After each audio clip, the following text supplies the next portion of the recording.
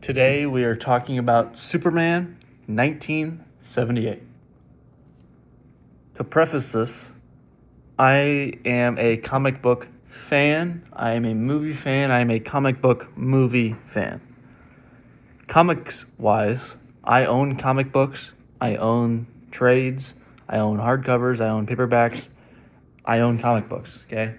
I've watched comic book movies all my life, I've read comic books all my life, and with Superman, I have a handful of action comics. I have a few Superman comics, I have a few Steel comics, I have a few Supergirl comics.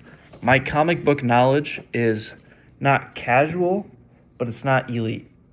I would say I know a lot about pretty much a lot of different characters, but I don't know too in depth about each one. But Superman, I would say I have a okay grasp on. I've read Superman a lot in my life. I have owned Superman books, like I said. And this movie was basically the first comic book movie to ever exist. Now, there is a 1950s Superman and Mole Men. I unfortunately have never seen that. 1966 Batman, I think that was like a television movie thing. I've never seen that either. But Superman 78, I have seen a bunch of times. Growing up, I owned all four of the original Superman movies in a box set, and I love the movies. My dad loves the movies. He grew up with Superman, Superman 2, Superman 3, and Superman 4, and growing up, I would watch them as he would watch them, or I'd say I want to watch them because I really liked them when I was a kid. And very recently, I rewatched Superman 1978 and Superman 2. I am not going to rewatch Superman 3 or 4. I'll get into that later. But very recently, I rewatched Superman 1, and that's what this video is about. Superman 1 is a good movie. Is it a great movie? No. Is it a bad movie? No. It is a good movie. And I think what I really like about it is from the moment the movie turns on and the credits start and they roll, the movie is a spectacle. And I wasn't there in 1978, okay? My dad thinks it's the greatest movie to ever exist. Some people from that time period, that same age group, they love it. They think it's the best comic book movie. I'm not one of those people, but I understand where they're coming from. Because back then, this movie was like nothing they've ever seen before. And I feel it even now when I watch it. Even the credits, the score is impeccable. The score is one of, if not the best comic book movie scores, debatable with Guardians of the Galaxy. But the score, incredible. The spectacle is incredible. The credits at the beginning of the movie, incredible. It really eases you in and really gets you going for the movie. And then really like you are ingrained in the movie because of the credits and the score at the beginning.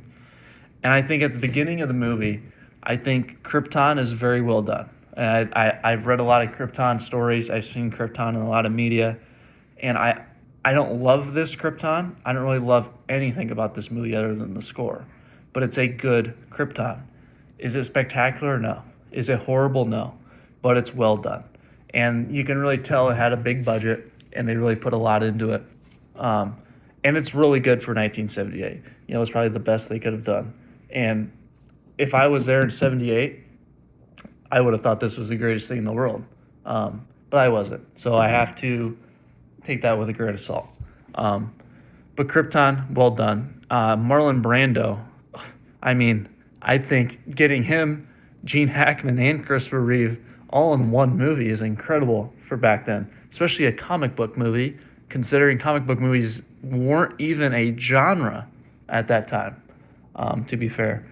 But Marlon Brando, I wouldn't say he kills it or like rocks it out of the world as Jor-El, but he's good. I mean, Marlon Brando, he's Marlon Brando. I think Superman's mom, I forget her name. I'm a comic book fan. I am, but I don't remember everyone's name. She didn't really do much. She just kind of sends Clark on to Earth. But Krypton is good. I like the Marlon Brando stuff. The Superman, when he gets to Earth, it's okay.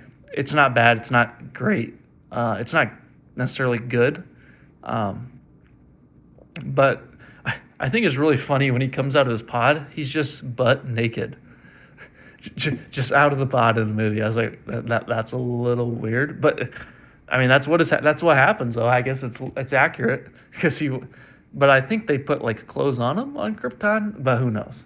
Um, but yeah, that's one of my flaws of this movie is the first hour is world building and Krypton and Smallville and all this stuff, and obviously in 2026. Me, you, and everyone else. We've already seen Krypton. We've seen Smallville. We don't need it. But I understand in 1978 that this needed to be done, and I'm not gonna. I am holding against. I'm holding the movie against that, but at the same time, it's both a flaw and a positive. I think it's a bigger flaw than it is a positive, but I understand why they did what they did. But in the modern audience, it doesn't really work considering we have like 5 to 6 more Superman films after this, thousands of comic books. So everyone already knows that. Um, but it's not bad. It's not bad. It's not great. I'd say it's good. It's very comic booky. It's cheesy, but it's 1978 to be fair. Um, but after that, we kind of get going, and this movie is really split into two halves. You have about the first hour to hour and a half is world building, Krypton, Smallville, and the second hour and a half is the action. You got Superman, you've got Luthor, you've got Lois Lane, and I think the second half of the movie is better than the first half. It's a 2-act movie.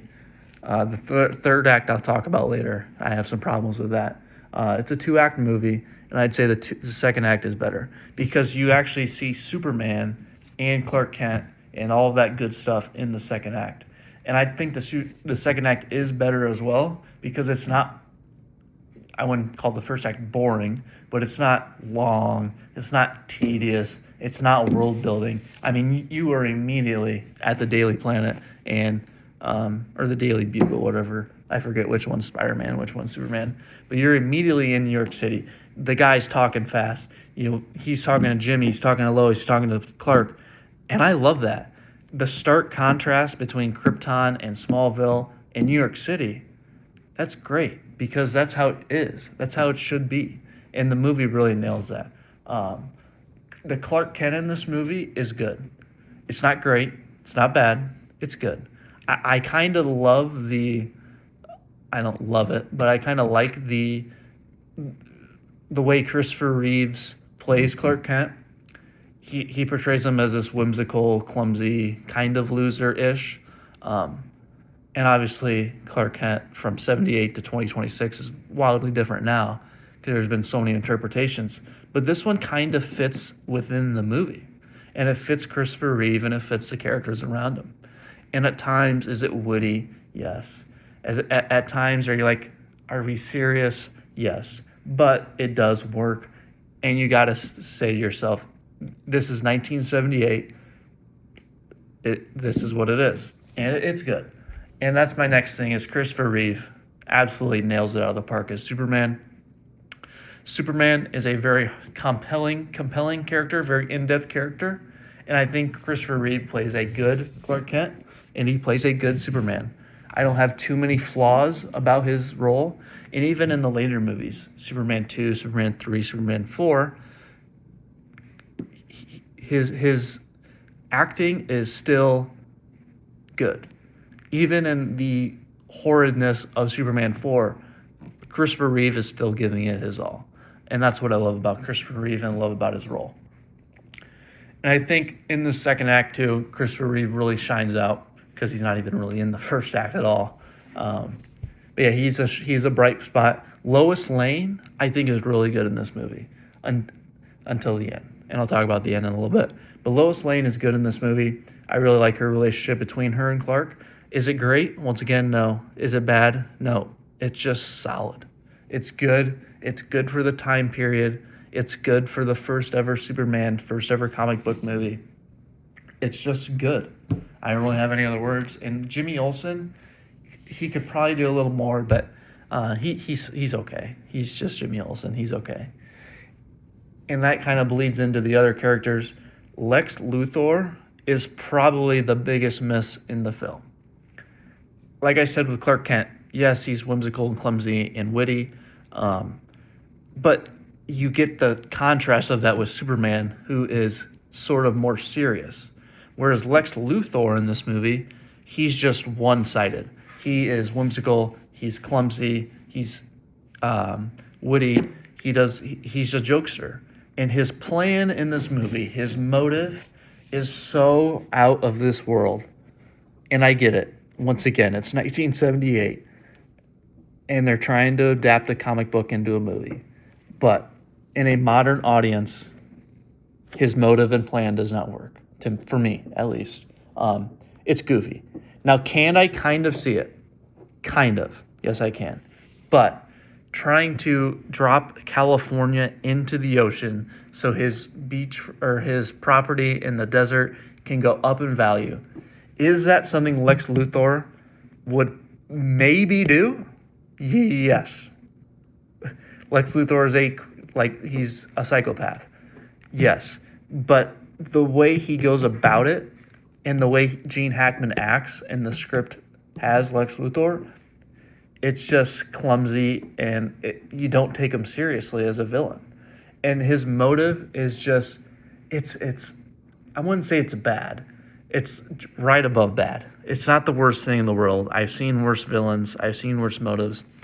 And this isn't a knock on Gene Hackman. Gene Hackman is a phenomenal actor, one of the best of all time.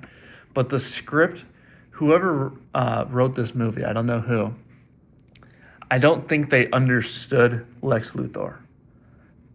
And I don't think they understood how to have a villain in a Superman movie, if that makes sense.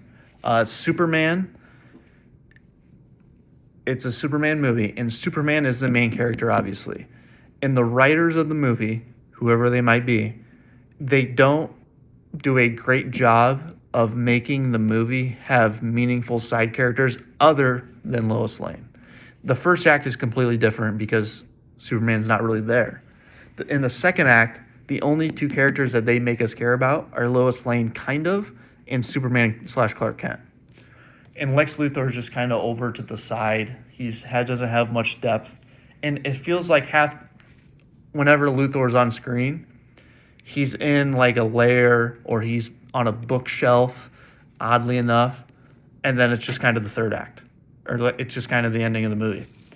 So Lex Luthor is a miss in the movie for me. And I get it. Lex Luthor is not the easiest thing in the world to adapt. And the movie, I would say, probably did okay to trying to adapt them, but it's a miss. They don't understand it, and the writers, they don't incorporate him very well into the story. And they're trying to tell a Superman story, but then the villain, Lex Luthor, is just kind of thrown in there because, it's a comic book movie. We got to have a villain. And it just doesn't work. There's no payoff in the end. And that kind of bleeds into the third act, you would say. But the ending of the second act, which ends the movie. And Superman, Lois Lane dies, and he rewinds the earth by flying around it so many times that the spinning of the earth goes back in time. Blah, blah, blah, blah, blah. I absolutely hate this ending of the movie, and it brings the rating down for me. The ending is not something Superman would do. That's a hot take. But if Lois Lane died, yes, Superman would feel guilt and all this stuff. But would he immediately go into rage and try to fix it immediately? Kind of, possibly. But he's not going to rewind Earth and time travel and go save her. And that's the biggest the flaw of the movie.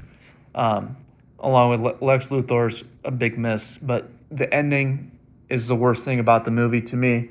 I despise it. A Deus Ex Machina, one of the worst Deus Ex Machinas. Once again, the writers, they had a vision, but they really only had a vision for 3/4 of the movie. They didn't really know how to incorporate Luthor. They didn't really know how to incorporate a villain or a good motive or a good plan.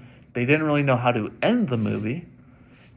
And so then the ending of the movie is just kind of this mumble jumble. Oh, here's a Deus Ex Machina. Superman is gonna save the day immediately, and I'm just kind of sitting there like, okay, I guess Superman can time travel now. And I get it. They're trying to portray Superman as this character that can do no wrong. He's a godlike being, which is true. But you have to set boundaries and limits. And I get it. It's 1978. It's their first try at comic book movies, but it doesn't work. They give him too much power almost. And so then you just get, and it kind of it happens in the second movie as well. I just watched the second one a couple of days ago. I don't even remember what happened because it's not very good. But the ending of it, I think there's another Deus Ex Machina. I know Zod. Yeah, Superman like kills Zod and stuff like that. But yeah, I despise the ending of this movie. It really is not something that's good. And that's the biggest flaw of the movie for me are the endings in Luthor. And like I said before, is it a bad movie? No. Is it a good movie? Yes. But I would say that what makes it a good movie is Reeves and all the stuff in the movie, but also the spectacle. You know, it gets points up for the spectacle, for being the first, for the pop culture phenomena that this was in 1978. I mean, it was incredible. I wasn't there, but I've heard stories, I've read articles, watching the movie. You can tell this was a big deal. And it does a good job with how much pressure it had on it, in my opinion. And is it something I'm going to rewatch maybe ever again? Maybe once or twice. Am I ever going to go out of my way to watch it? Probably not. But if it's on, I might tune into it. If it's on TV. If my dad wants to play it, I'll watch Superman 1 because it's solid. But it's not great. It's not bad. An overall rating, I rate everything out of 5, and then double it to make it out of 10. I'd probably give this one a 3.5, 3.6, 3.7 out of 5. Double it. You can do the math. Somewhere in that range. On a good day, it would be a 3.7. On a bad day, 3.5. Middle day, it'd be a 3.6. Like a 7 out of 10 if you double it. It's solid. That's basically all I got. Probably never going to rewatch it unless someone has it on. Never going to go out my way. I'd rather watch other Superman movies and comic book movies in general before it. But I appreciate it. I appreciate it for what it did for comic book movies, for comic books, for pop culture. That's all I got.